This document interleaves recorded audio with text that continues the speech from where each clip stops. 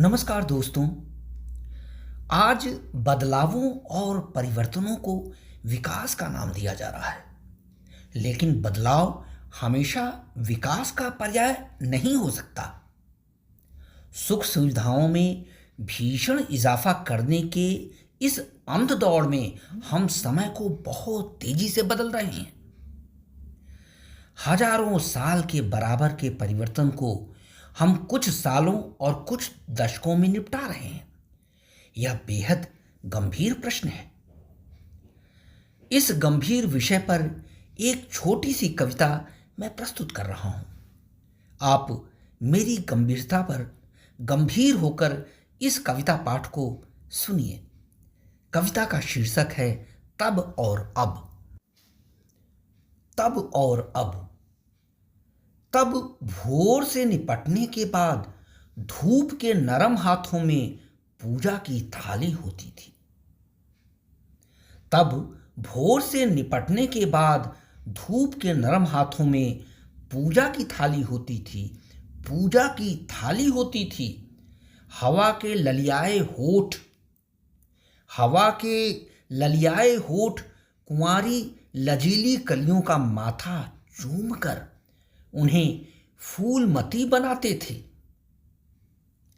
पत्तियां सतत करवट बदल, पत्तियां सतत करवट बदल ओस की मोतियों की हार पहन, ओस की मोतियों की हार पहन शोक हवाओं की बाहों में झूला झूलती थी।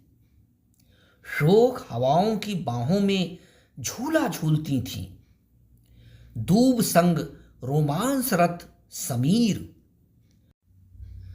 दूब संग रोमांसरत समीर धारा को पुंसवती बनाते थे। तब जन्मोत्सव पर बधाइयां बांटने तितलियां सोहर गाने आती थीं। तितलियां सोहर गाने आती थीं और ढोल मृदंग बजाकर धूप और हवा संग आंख मिचौली खेलते थे। उस दौर में अखबारों से पहले भोर के तन पर लिखे शुभ समाचारों को पढ़कर ही आठों पहर के शुभ होने की आश्वस्ति मिल जाती थी। शुभ समाचारों को पढ़कर ही आठों पहर के शुभ होने की आश्वस्ति मिल जाती थी। अब की बात विध्वंसक है। अब की बात विध्वंसक है। धूप की ट्रे में कड़वी चाय होती है। अब की बात विध्वंसक है। धूप की ट्रे में कड़वी चाय होती है। भोर की रुग्ण किरणें, भोर की रुग्ण किरणें आतंकी हमलों में हलाकों की सूचना देती हैं। हवाएं किसी पैगंबर के आदेश पर वहशी हुक्मरान होने के उन्माद में एटमी विस्फोट की घुड़कियां सुनाती हैं।